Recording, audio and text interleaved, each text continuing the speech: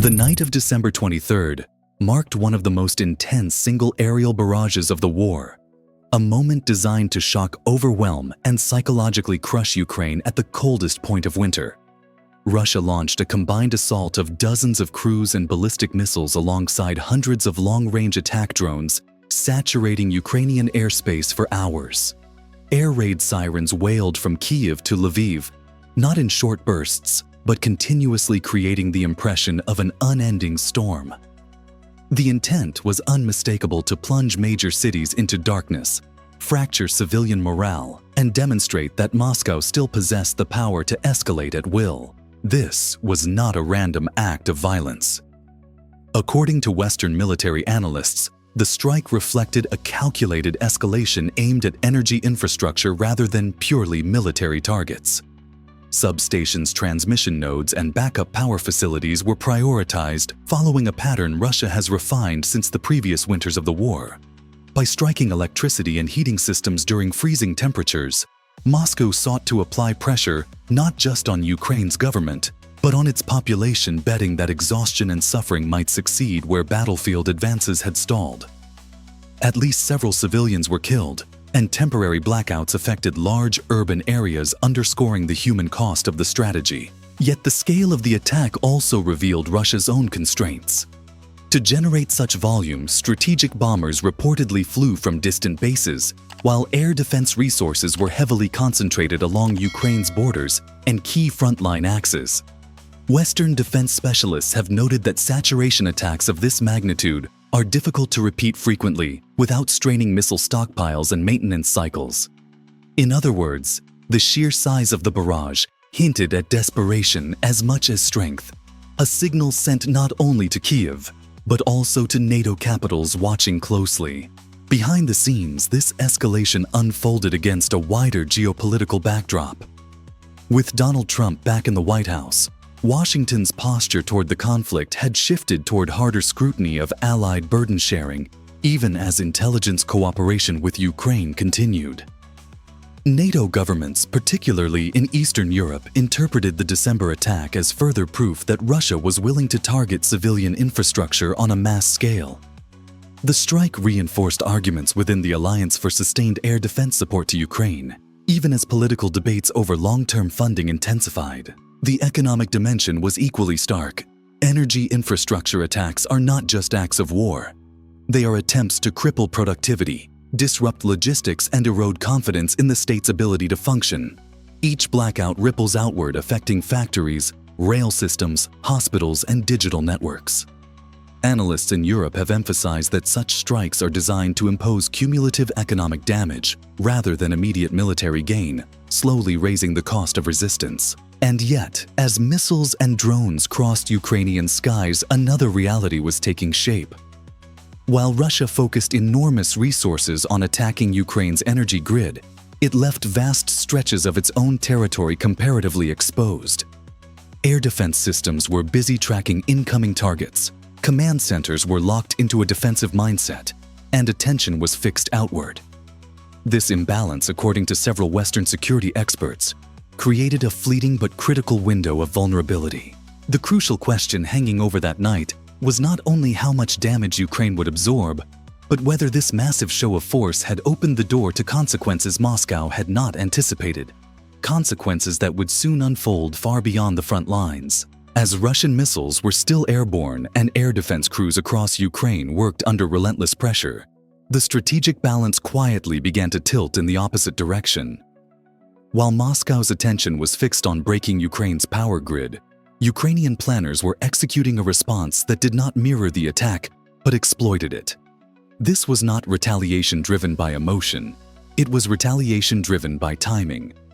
Western analysts later described it as a textbook example of asymmetric warfare, striking where the opponent is least prepared, not where it is most fortified. Ukraine's response unfolded almost simultaneously with the Russian barrage, a detail that underscored how carefully the operation had been prepared in advance.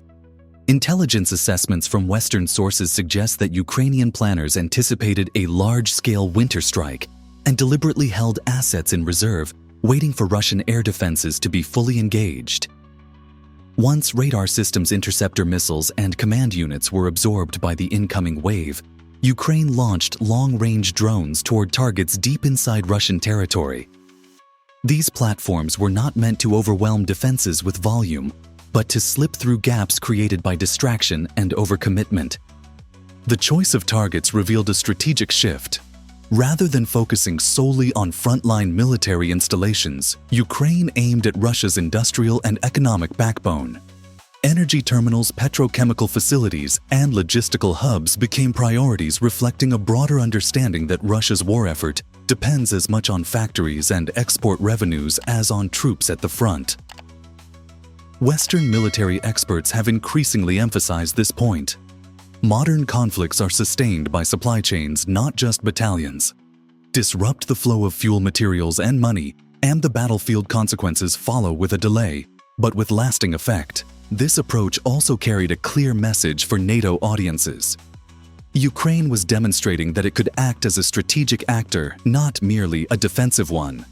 By striking hundreds of kilometers behind the front lines, Kyiv signaled that Russian territory was no longer a sanctuary. For alliance planners, this raised important questions about escalation control, but also highlighted the effectiveness of Ukraine's growing indigenous strike capabilities, developed under pressure as Western long-range missile supplies remained politically sensitive. The economic implications were immediate and far-reaching. Energy infrastructure is not only critical for military logistics, but is also central to Russia's export revenues. By targeting facilities linked to fuel processing and transport, Ukraine aimed to impose costs that would be felt not only by the military, but by state finances and international trade partners. Analysts in Europe noted that even temporary disruptions can drive up insurance premiums, delay shipments, and erode the reliability of Russian exports, effects that accumulate quietly over time. This counterstrike strategy also aligned with a broader Western assessment of Russia's vulnerabilities. Despite possessing advanced air defense systems on paper, Russia faces a geographical reality that cannot be fully solved by technology alone. Its territory is vast, its critical infrastructure widely dispersed, and its defenses finite. Every system deployed to protect one area leaves another exposed. The December events illustrated this dilemma starkly. Defending the front and major cities simultaneously stretches resources thin, creating exploitable seams. As the night progressed, reports of fires and explosions within Russia began to surface, spreading across social media and regional news channels. For observers in Kyiv and beyond, it became clear that the battle was no longer confined to Ukrainian skies. The question was no longer whether Ukraine could respond, but how deeply this new phase of the conflict would reach, and what price Russia would ultimately pay for opening this door. One of the most consequential blows of that night landed far from the front lines, in a place rarely mentioned in daily battlefield reports, but central to Russia's ability to sustain a modern war. Deep in the Stavropol region, a massive petrochemical complex erupted into flames after being struck by Ukrainian long-range drones. The target was not symbolic, it was systemic. Western analysts quickly identified the facility as a key node in Russia's industrial ecosystem, supplying materials essential for both civilian manufacturing and military production. This complex plays a critical role in producing polymers and synthetic materials used across Russia's defense sector. From drone airframes and vehicle components to insulation materials and packaging for ammunition, these outputs form the hidden scaffolding of the war effort. Unlike tanks or artillery, such facilities cannot be easily replaced or relocated. They require specialized equipment, trained personnel, and uninterrupted energy and feedstock supplies. When fire tore through key processing units, the impact was not measured in days but in months. Satellite imagery and open-source intelligence assessments circulating among Western defense communities showed extensive damage to core sections of the plant. Analysts noted that the strikes appeared deliberately aimed at the most sensitive units, areas where even minor destruction can halt production entirely due to safety protocols and cascading system failures. This was not an attempt to create a dramatic explosion for headlines. It was an effort to trigger a prolonged industrial shutdown. In modern warfare, this distinction matters more than raw spectacle. The economic consequences extend beyond the factory gates. Disruptions at such a site ripple outward through supply chains, affecting downstream manufacturers and increasing costs across multiple sectors. For Russia, already operating under sanctions and logistical constraints, the loss of a major petrochemical hub tightens an industrial bottleneck that cannot be easily bypassed. Western economists following the conflict have pointed out that while Russia has adapted impressively in some areas, high-end chemical processing remains a vulnerability due to its complexity and dependence on stable infrastructure. From a military perspective, the implications are equally serious. Reduced access to advanced polymers directly affects drone production, a domain where Russia has relied increasingly on quantity to offset qualitative shortcomings. If output drops even modestly, it can translate into fewer reconnaissance and strike platforms at the front, weakening battlefield awareness and pressure. Some Western defense experts estimate that sustained disruption at a single major facility could reduce certain categories of unmanned systems production by double-digit percentages over time. For NATO observers, the strike underscored a broader trend. Ukraine is no longer merely absorbing blows, it is learning how to target the structural foundations of Russian power. This aligns with Western strategic thinking that long wars are decided less by headline-grabbing offensives and more by attrition of industrial capacity. In this sense, Stavropol was not just another target, it was a proof of concept. The psychological effect inside Russia should not be underestimated either. Fires in distant industrial regions challenge the long-standing narrative that the war is something happening over there. When critical infrastructure burns far from the battlefield, it signals vulnerability at home. As reports spread and images circulated, the sense of insulation many Russians believed in began to erode. What made the Stavropol strike especially unsettling for Moscow was not just the damage itself, but the realization that such targets are numerous and widely dispersed. If one can be reached, others may follow. And that raised a troubling question for Russian planners: how many more of these industrial pillars can be protected at once, and which will be left exposed next? While the flames in Stavropol symbolized industrial paralysis, the next phase of Ukraine's response struck at something even more sensitive: Russia's cash flow. As the night wore on, Ukrainian drones pushed south toward the Black Sea coast, targeting energy and logistics infrastructure in the Krasnodar region. Here, ports and terminals function as the economic arteries of the Russian war effort, funneling oil fuel products and liquefied gas to global markets. What unfolded was not merely another attack. It was an attempt to choke the financial lifeline sustaining Moscow's military operations. One of the key sites hit was a major oil terminal near the entrance to the Kerch Strait, a strategic gateway between the Black Sea and the Sea of Azov. This area is critical for Russia's export logistics, particularly at a time when sanctions have forced Moscow to rely heavily on maritime routes to reach Asian and global South markets. By striking storage tanks, pipelines, and associated port infrastructure, Ukraine aimed to disrupt shipments at the point where energy becomes money. Western analysts describe this as an economic strike disguised as a military one. Initial official statements from Moscow attempted to downplay the incident, following a familiar pattern of minimizing damage. However, subsequent acknowledgments of fires and operational disruptions told a different story. Maritime monitoring groups and regional shipping reports indicated delays, restricted access, and heightened safety alerts in the area. For international insurers and shipping companies, even the perception of risk can be enough to trigger higher premiums or outright refusals to operate. In energy markets, uncertainty itself is a weapon. The broader economic impact extends far beyond the immediate damage. Russia's energy exports finance not only the war, but also domestic subsidies that keep fuel prices stable at home. Interruptions at key terminals increase logistical complexity and costs, forcing rerouting, storage adjustments, and reliance on fewer ports. Western economists tracking Russia's war economy note that such disruptions may not collapse revenues overnight, but they erode margins and resilience over time. Each attack adds friction to a system already under strain. For NATO and Western policymakers, the significance of these strikes lies in their strategic clarity. Ukraine is signaling that if its own ports and energy infrastructure are treated as legitimate targets, Russia's export infrastructure will no longer enjoy immunity. This tit-for-tat logic raises escalation concerns. but it also reinforces deterrence by demonstrating that economic warfare cuts both ways. With Donald Trump back in the U.S. presidency, debates within the alliance over escalation thresholds have intensified, yet there is broad recognition that Russia's reliance on energy exports remains one of its most exploitable vulnerabilities. The psychological message to Moscow was unmistakable. While Russia attempted to freeze Ukrainian cities into submission, Ukraine responded by threatening the financial engine that funds Russia's military and cushions its population from the costs of war. Energy, once a tool of leverage for Moscow, was now being turned against it.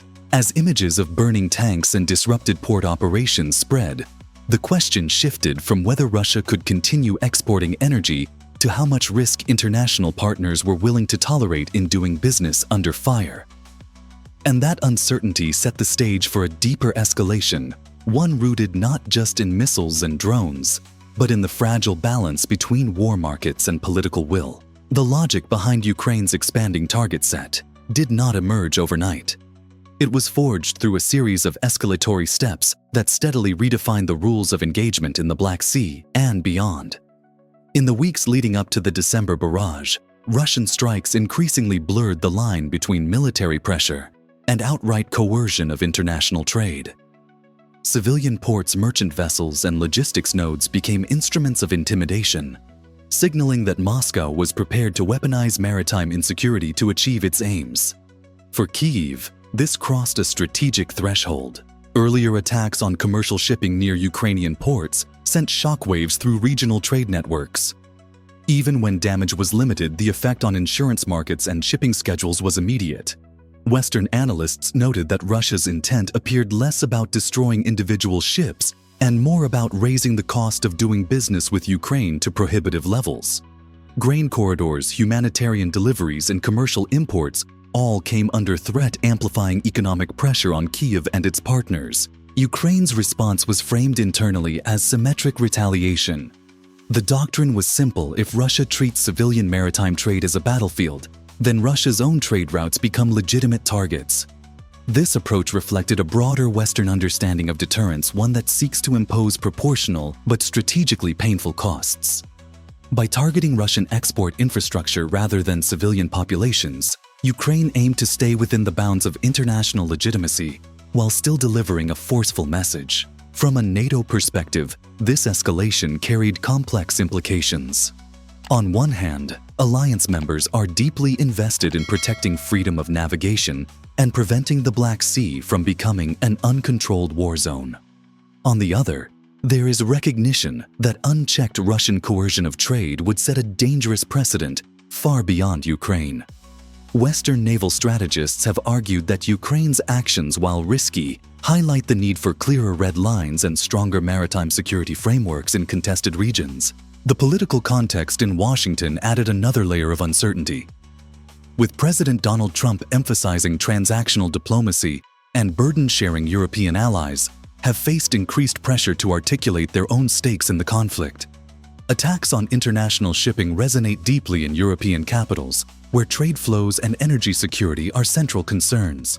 In this sense, Ukraine's strikes on Russian ports forced the issue onto a broader stage, transforming a regional conflict into a test case for global economic norms. Inside Russia, the cumulative effect of these developments began to erode the narrative of control.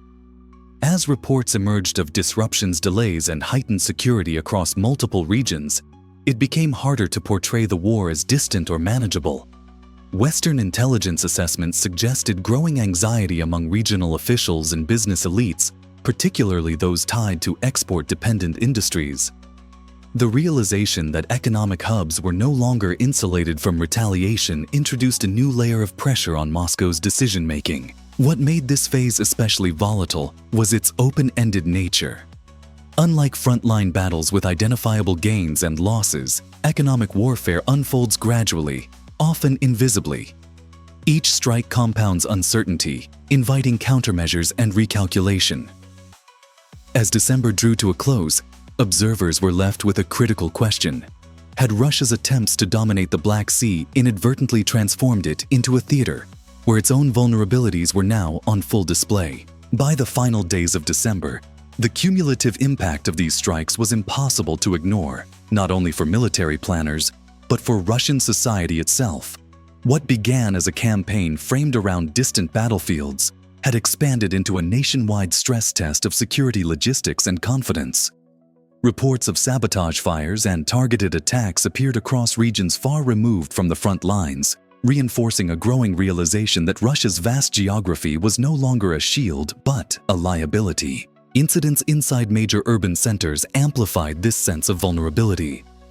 Security breaches in and around Moscow sent shockwaves through the political and military elite, challenging the long-standing promise that the capital would remain insulated from the consequences of war. Western analysts noted that such events carry a disproportionate psychological weight. Damage to a factory can be measured in output losses, but damage to the perception of safety strikes at the heart of regime stability. When senior figures are targeted or critical infrastructure fails close to home, the war ceases to be abstract. Further east disruptions to rail lines and fuel depots underscored how fragile Russia's internal logistics had become.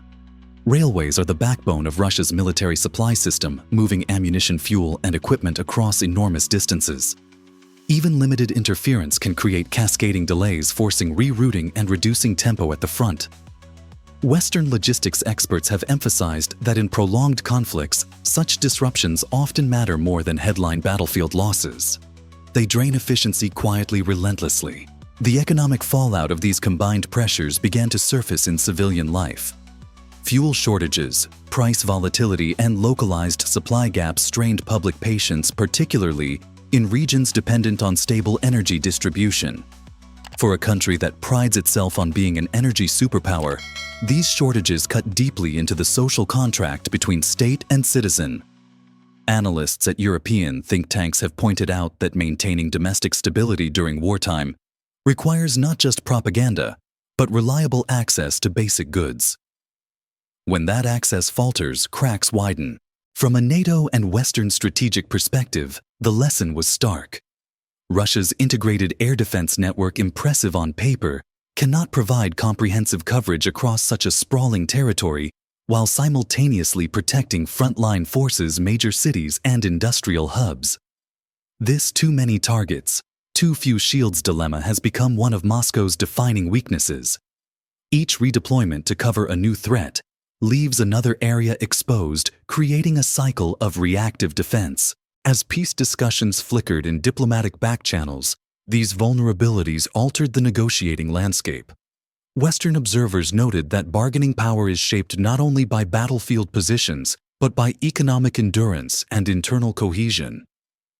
By late December, Russia faced mounting evidence that its attempt to escalate pressure on Ukraine had triggered a broader unraveling at home. The larger implication was unavoidable. The idea of a secure rear area untouched by war had collapsed. What remained was a conflict that had come full circle, turning inward on the state that sought to contain it. And that raised a final unsettling question for Moscow's leadership. How long can a system stretched across such vast distances withstand a war that now reaches everywhere at once? The events surrounding the December 23rd barrage marked a decisive turning point in the conflict. Russia launched one of its largest winter air assaults to date, aiming to cripple Ukraine's energy grid and morale. Instead, that escalation opened the door to a carefully prepared Ukrainian counteroffensive that targeted the foundations of Russia's war economy. Strikes on petrochemical facilities exposed industrial vulnerabilities, while attacks on Black Sea energy terminals threatened the financial lifelines funding Moscow's campaign. Together, these moves demonstrated a shift from reactive defense to strategic economic warfare. The broader picture is clear. This conflict is no longer confined to trenches and front lines. It is being fought through factories, ports, railways, and markets, with consequences that ripple across borders. For NATO and the West, the lesson is that Russia's strength is offset by structural weaknesses that grow more pronounced over time. For Ukraine, the message is that resilience paired with precision can impose lasting costs on a larger adversary. Looking ahead, the key question is whether Russia can adapt fast enough to protect its sprawling infrastructure while sustaining pressure abroad, or whether these vulnerabilities will continue to widen. What do you think? Has this phase of the war permanently shifted the balance, Or is an even more dangerous escalation still ahead? Share your thoughts in the comments. And if you want to stay informed on the next developments, subscribe to the channel and turn on notifications.